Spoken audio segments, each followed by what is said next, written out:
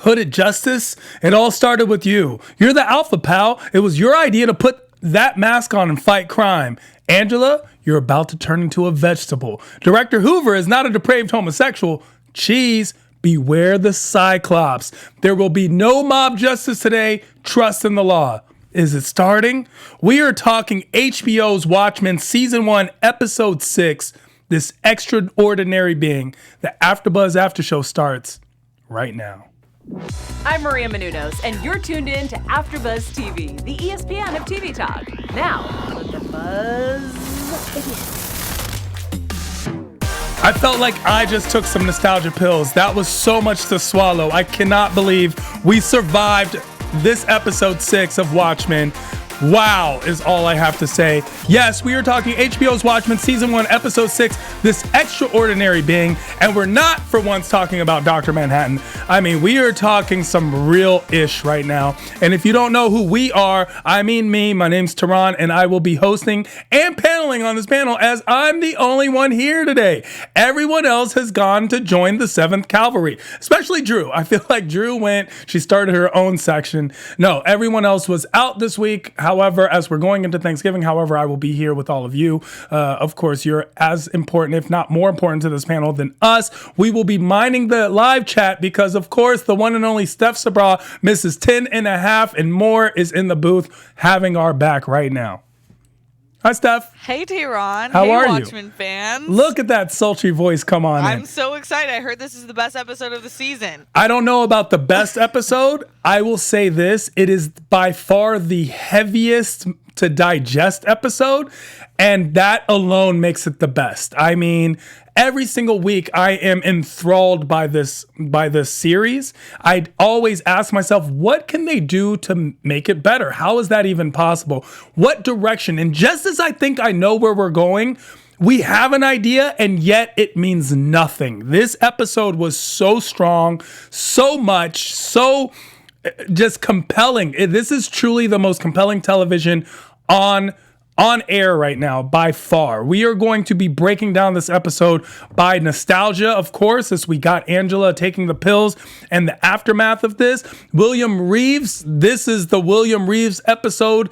If it's only the beginning, it feels like there's so much more to the story. We're going to talk about June, and I don't mean the month. I mean June as in the baby we found in the tall grass, who William Reeves promises to never make cry, and how she leaves to Tulsa and how that story came about. Hooded Justice, the figure who we've been watching through the television story. We all think we know who Hooded Justice is, and yet we have no idea. Wow. Minutemen, that formation of the Minutemen and Nelson Gardner and all the members that come to be. Our man Fred, and by our men, I mean the man we love to hate the most, Fred, and his leadership in the Cyclops. We're going to discuss the Cyclops escapade as the Cyclops and that conspiracy and how that led to a culmination of events, of course. Lorna at the movie theater, that by itself, and the idea of being able to mesmerize and mesmerism for the masses, that deserves its own breakdown. We have, of course, going back to Angela, bookending it as we go back into Angela and who she is and if she'll ever be the same. Hanging of Sheriff Crawford, we get an answer of sorts to that. We have an amazing special segment, Buy or Sell, which if Ryan was here, he would tell you it means we have a portion of the episode which we either buy or sell, and we tell you which ones we like the most, and of course the one which we had to sell. And oftentimes the one we sell just happens to be something because the series is so amazing. We have to come up with the sell moment. So don't fight the sell, let it happen. We have some news and gossip which is going to pertain specifically to Hooded Justice. Some predictions which so far this panel and all of you at home have been extremely on point. This analysis that comes in the comments each and every week, and we're going to give shout outs, has been amazing. So thank you so much. My overall thoughts on this episode, I began with just a portion of what it was. My overall thoughts is this episode is amazing. It could have been the first episode. And yet here we get it at episode 6. That's how wonderful the Lindelof version of storytelling comes to play. Everything is interconnected and nothing. This is as if Dr. Manhattan is telling a story because nothing is linear. We have time in focus and out of focus simultaneously. You understand. And this was a psychedelic trip. I feel like I took nostalgia pills. I took LSD. I can only imagine what mushrooms must feel like. It must feel very similar.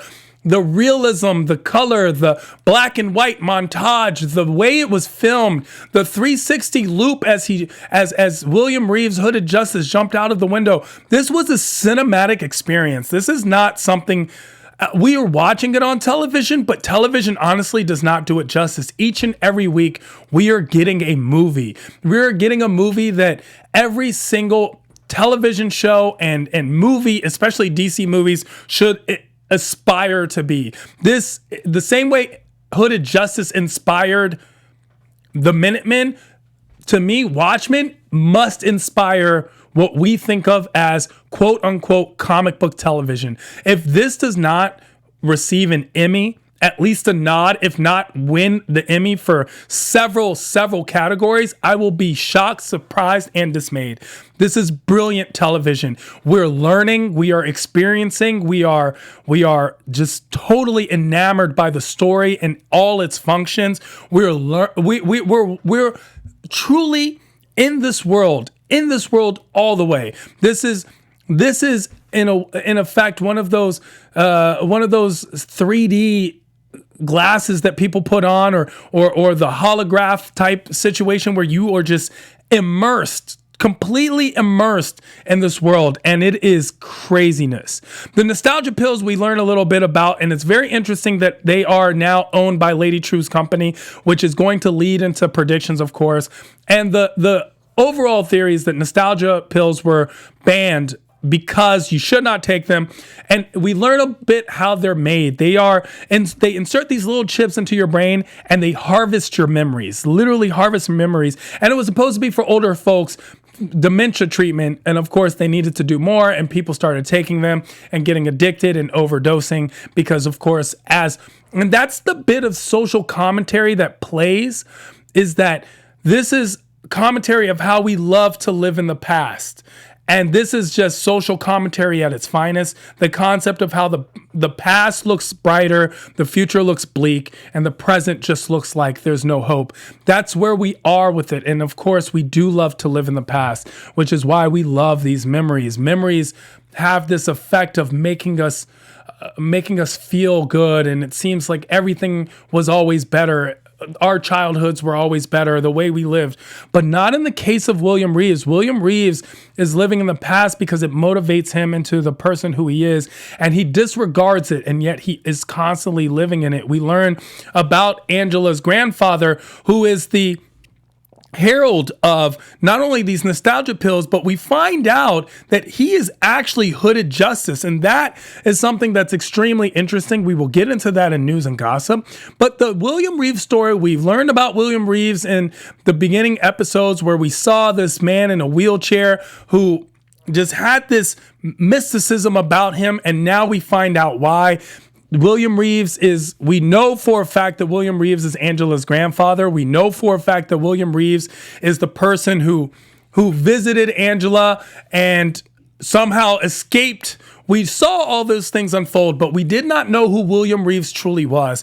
William Reeves just had this supernatural ability to plan things and know things and be things. And now we see that this is a lifelong journey, that this is who William Reeves is. William Reeves is the young man in the 1921 Tulsa massacre who survives. William Reeves is the grandfather of Angela. William Reeves is the man in the wheelchair. William Reeves is the person who hung Sheriff Crawford, so to speak. William Reeves is Hooded Justice.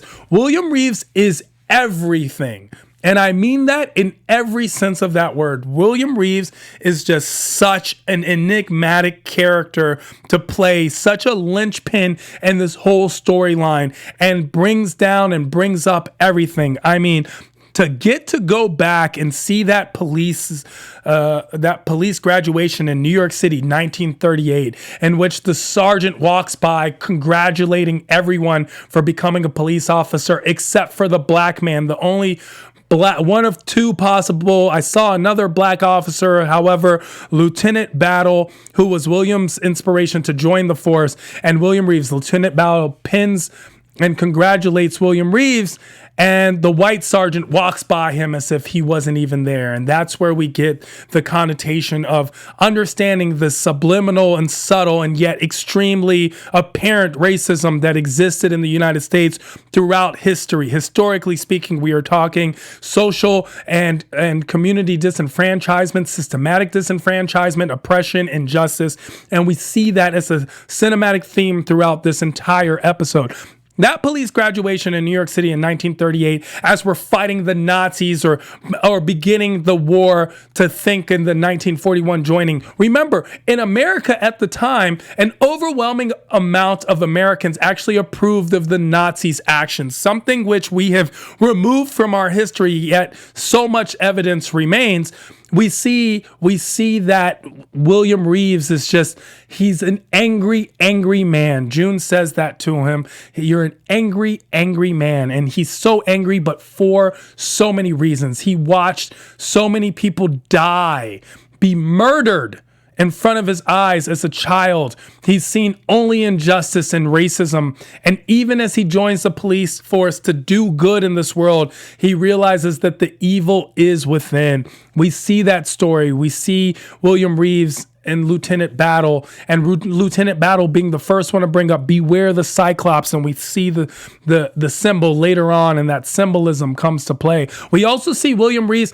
And it's interesting how his story, in a way, a story of all people orphaned, is mimicked in the Action Comics story of Superman, the most popular of superheroes in our world, of course, alongside Batman.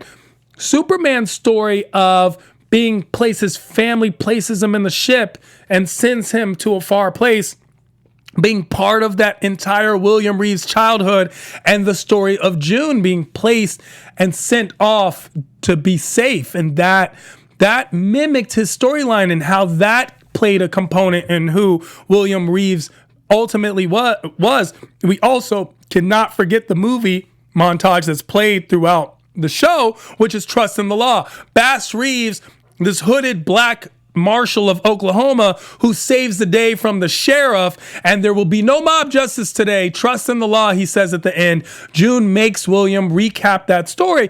It's interesting to watch how Bass Reeves and Superman and this officer, this innate sense of justice, but does it come from a good place? And I can't say that it ultimately does. It comes from a place of justified anger and volition in him.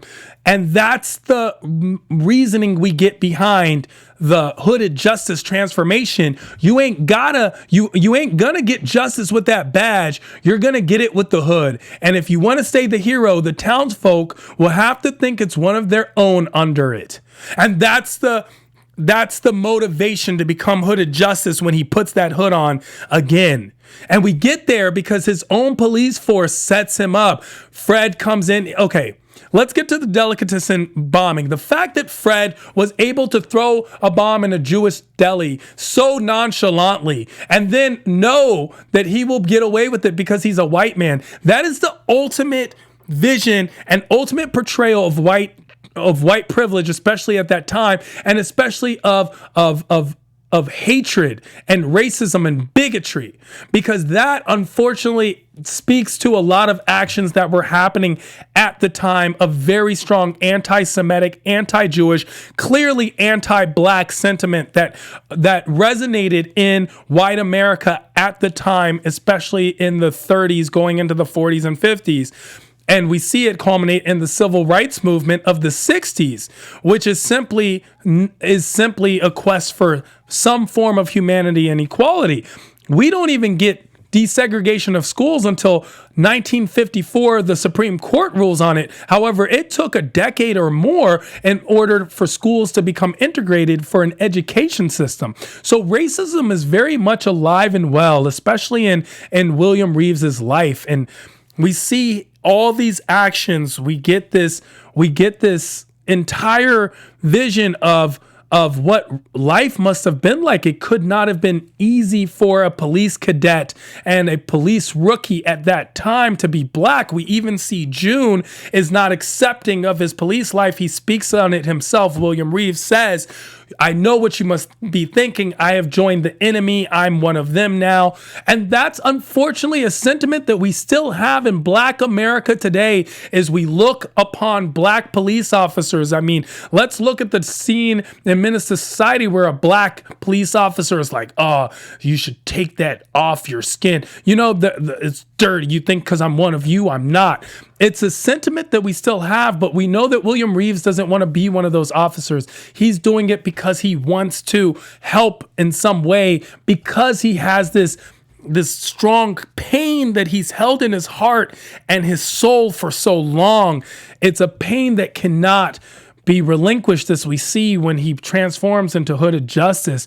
We see him as Hooded Justice, and we see that those police officers, as he takes Fred in and he arrests Fred, something of course he does. And at the time I saw, he was still standoffish. He's afraid to touch Fred, even as a police officer, handcuffs Fred, takes him in, and the other policemen, the policemen who were clearly in the KKK, come in, and they even show a sign of support, something that was meant to trick William. They go, oh, you called him a spook? You need to apologize to him.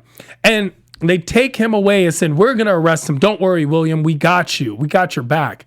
And of course, Fred is just released on the streets the very next day as if it was nothing. And the police officers basically, as William was walking home, the police officers come around and then they go, oh, you don't want to join? You need to come with us now. And they take him to a tree, very similar to the tree, reminiscent of the tree that hung Sheriff Crawford. They take William Reeves to the tree and they hang him with a hood. And then, of course, cut him down right before death. And they say, next time, it's going to be for real. And that's the hood, and that's the noose that's around Hooded Justice's neck. Wow. Talk about compelling television. Steph, is the chat alive with chatter? Yes, they are. It's lit in here. Let's see. Stunning. Still trying to process. So much explained so now. Much. A whole new batch of questions. That's from Libra Livin' Matt. Gratian Ryan. The Minuteman TV series was a red herring for the reveal since they mainly focused on Hooded Justice. What's Jungle Guy? Moloch the Magnificent. Now this villain is planning to harvest the sun's energy. Doc Ock? Interesting. Yeah, I'll keep an eye out on the chat. We have so much. Thank you guys so much. We appreciate all the comments, of course, for all the people who listen and watch the show and share, subscribe. We appreciate each and every one of you. You are, if not as much, more so an important part of this panel as all of us that are here. Thank you consistently for commenting, sharing. Those who listen on iTunes, keep giving us those 5-star ratings we feel like we deserve, but you also feel like we deserve. We are the second best Watchmen podcast, simply because Lindelof has his own with Craig Mazin. So they have a great podcast as well, but they in turn enjoy ours. So thank you so much for making us the ESPN of TV talk. Every show you love, we have an after show for, and this show is so much love. We appreciate it so much. Hooded Justice. We get that Hooded Justice because we've been watching Hooded Justice in the American story, a hero story. We've been watching him, and of course, the assumption is that he's white. We see his face, especially in the beginning of this one. We see his face. He's a white guy. No. Hooded Justice is William Reeves. So many times the hero needs to blend in and not be given the credit. We see that in, of course, historical pieces now of how many black men inspired white action and did not get credit. I mean, this is in that vein of all those movies. in which we see now, and we know now the true story. But at the time, it was because of the racial climate in the United States. And Hooded Justice felt that in order to be the true hero, he had to be white. And the townsfolk needed to think he was one of them. But now we know the origins of the noose and the hood. The hood he put on the first time that he helped that couple escape those would-be attackers and was named the hero. He had to be white, and it must have broke his heart each and every time he put that cream on, that foundation, the makeup, just to appear white for others. So much so that we get that even when the formation of the Minutemen, Nelson Gardner, aka Captain Metropolis, specifically tells him, not everyone will be as quote unquote tolerant as I am. And we see that he's not as tolerant as he seems himself. We do find out that their relationship, however, is true. I thought for a time maybe, because I saw June and I knew that they clearly had a child, simply leading to Angela, that maybe the sexual denotation of Hooded Justice for television was made in order to possibly degrade or take away from him. We've seen that also historically. We've seen in situations where black men are made to wear dresses or things of that nature in order to take away their masculinity. However, in this case, we see that William Reeves does have a bisexual or sexual fluidity to him as he engages in sexual intimacy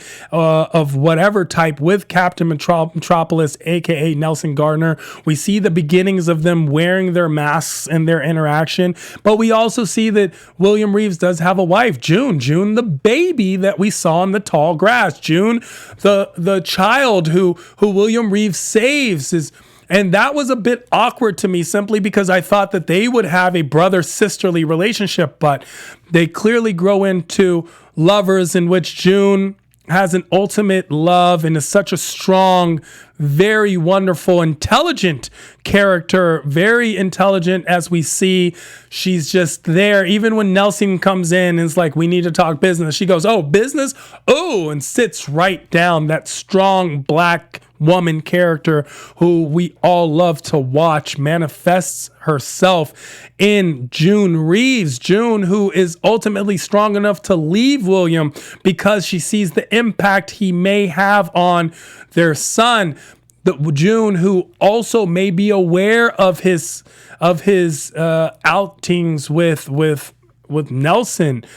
June, who knows that William can play no part in the raising of their child, who takes that child away because she sees there is no end to this. That June who was the one who laid on William's chest and said, "Tell me the story again." And then he recaps how he was the one who found a baby crying, and she said, "And you have to promise not to make me cry no more." That June. Wow. What a character, June. June, who writes for the Amsterdam newspaper, that June. I mean, we learn so much. Honestly, you have to understand, I have just literally watched this episode with all of you. So there is so much to digest. I don't even know where to start. It's just so much to tackle. It feels like the heads of the people that Hooded Justice took on as he bashed the cops into the ground and saw what they were able to do and what they were doing and was the inspiration behind the Minutemen, Hooded Justice, who fought crime on his own, wearing a hood and that noose around his neck to never forget. That Hooded Justice, the Minutemen, who was inspired by the Hooded Justice, by Hooded Justice and his actions, the Minutemen, who basically we see all of them, who fought Captain Access, King Mob, and Moloch, who may have been characters who were created in order to justify their existence, and who came first? That Minutemen, the Minutemen who Captain Metropolis came and recruited Hooded Justice to give them validity. The Minutemen who we've seen in the comic books, and now we're seeing just a figure of them, a nudge of who they are. The Minutemen who basically disregarded Hooded Justice and his how he found the Cyclopses secret plan, that Minutemen, the Minutemen who said yes, and now for savings, let's talk about the bank. And we see that imagery that is still racist at its core with the white savior and the black robber, that Minutemen. I mean, we just got so many depictions and honestly, these are things where I feel like I was entranced in this memory myself. It's pictures that I can never forget, things that I feel. Fred, who we get, is the person with the warehouse, the person who hooded justice, and William Reeves joined us. One Officer Reeves shoots Fred and then goes in and shoots all the police officers, some of them who were the ones who strung him up, shoots them in that warehouse after seeing what they were capable of with the Lorna at the movie theater, and got a form of vigilante justice, which leads us to the Watchmen later. That vigilante justice, the Minutemen who didn't believe him, and William Reeves had to take matters into his own hands, and he goes in there and he literally just he kills all those police officers. And thankfully this is before fingerprinting, because he touched so many things in that office. I know we were all looking at that. I mean, Fred, who was just this slob of a man, just this bigot who nonchalantly tosses a cocktail, a fire cocktail into a delicacy owned by a Jewish delicacy, and then later on uses his warehouse and is part of the Cyclops plan. The Cyclops, which is this plan to at a subconscious level just mesmerize the masses of black people, and we see that with Lorna at the movie theater, and we see these plans that they have. We get this map where we see Portsmouth has 1, Boston 2, New York City 5, Philadelphia 6, Baltimore 3, Williamsburg 2, Cincinnati 2, Richmond 4, Norfolk 3, Middletown 1, Cleveland 2, Atlantic City 2. This plan, this sinister plan, this book, Mesmerism for the Masses by W.C. Florentine, this plan in which all Negroes are your enemy. Attack them. Do not bring harm to any white man, woman, or child, only to each other again and again. Viciously hate them. Do not stop until blood covers your hand.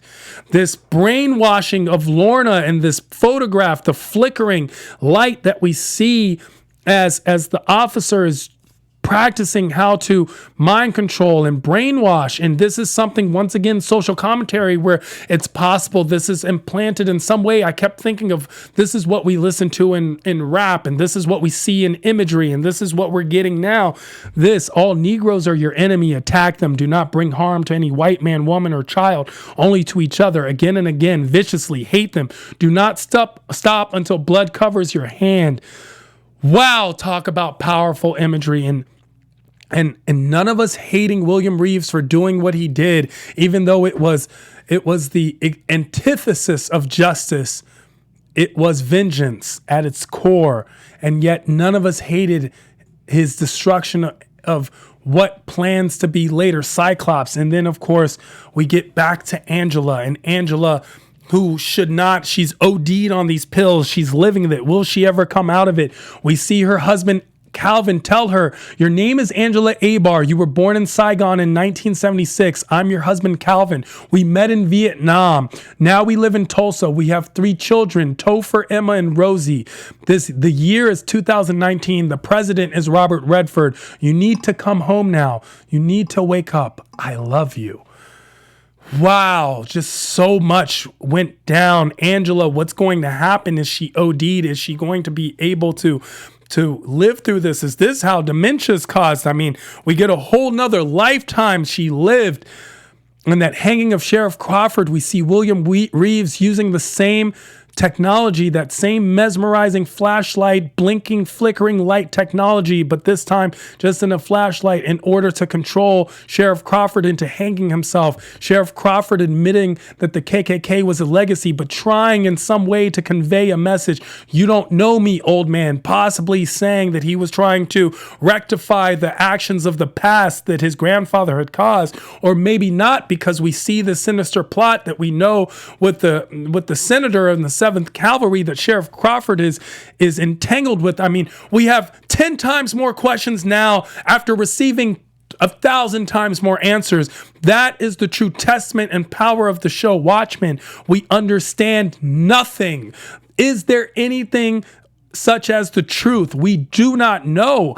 This is a true understanding of knowing that you are honestly unworthy of such greatness. I mean, we're watching. I often watch this show and think to myself, how do these writers even begin to do what they're doing? This is crazy. I mean, I'm watching the show thinking this is a show I would love to be on and yet afraid to ever try to attempt to be on. I mean, just the acting is so strong, so magnificent in every single way. We're learning how stories should honestly be told. This is just the strongest. And I'm sure that all of you in the comments below have so much to say. There were so many eggs, just Easter eggs all over this episode, numbers and meanings and symbolism and iconography and things that we can only begin to decipher. If you see any, please, in the comments below, let us know all of the things that we should know. Let's get to that special segment, buy or sell. In this special segment, we buy or sell a part of the episode in which we feel for 100%, or we aren't buying so much. I buy the entire nostalgia pill and William Reeves' story. I buy every single one of it. It was just phenomenal. The only thing I can even begin to sell, the only thing I can even think of selling is the fact that William Reeves used the gun, his own gun, and then touched things. And of course, we know that this is before modern techniques in which we can fingerprint and ID bullets and things of this nature. But murder cases, even cold cases, stay open forever. So I'm sure maybe at some point they would have figured it out. I don't know. I hope that's not the case, but that's the only thing I can even begin to sell. Let's get into our news and gossip, please. AfterBuzz TV News. Throw up that picture of Hooded Justice as we get to Polygon.com. Our friends at Polygon.com. HBO's Watchmen changed comic canon without changing anything. Wow, how do you even do that? The true origin story of Hooded Justice. We get an amazing article on HBO's Watchmen builds itself as a continuation of the influential 1986 graphic novel. Of course, not a remake, and it has followed through in every way possible with the story set 34 years after the events of the book. The show has explored the fallout from Watchmen, but not interacted with its story directly. Now, that all changes, of course, in this 6th episode, The Extraordinary Being, in which Watchmen, the TV show, makes a big change to Watchmen, the comic, and does it without actually changing a thing, and that is Hooded Justice. Who was Hooded Justice in the comic book? We get to find that out, what the comic told us and how it told us. We get all of that, including key clips of the comic, and we also get an understanding of HBO's Watchmen giving Hooded Justice a functional, that is the key word, origin story, and that's how brilliant this story is. The Watchmen series makes Hooded Justice into the Superman, but not Superman that Dr. Manhattan is. We get a lot of sex stuff that plays and is very relevant. I mean, that series, the white and black and everything that's going on in every single way. I mean, honestly, truly, this is a must read for every Watchmen fanatic such as myself. Polygon.com. Make sure to read it. HBO's Watchmen changed comic canon without changing anything, by Susanna Polo. Thank you so much for that article. Let's get into some predictions, shall we? Predictioning Your it AfterBuzz up. TV predictions. With the predictions, as we saw, we're going to get Angela Abar being taken somehow to Lady True. I think she's broken out and Lady True somehow fixes her. I feel that these nostalgia pills, since Lady True owns the company, are specifically tailored for Angela and therefore will not have an effect outside of disorientation as she's being reprogrammed to be Angela. I think her understanding, we get a better storyline on what Lady True's plan to quote unquote save humanity is, and we get a reckoning with, we find out what happens to Looking Glass, because at last we saw 7th Cavalry was rushing him. I do not think he demises yet. He's too good a character.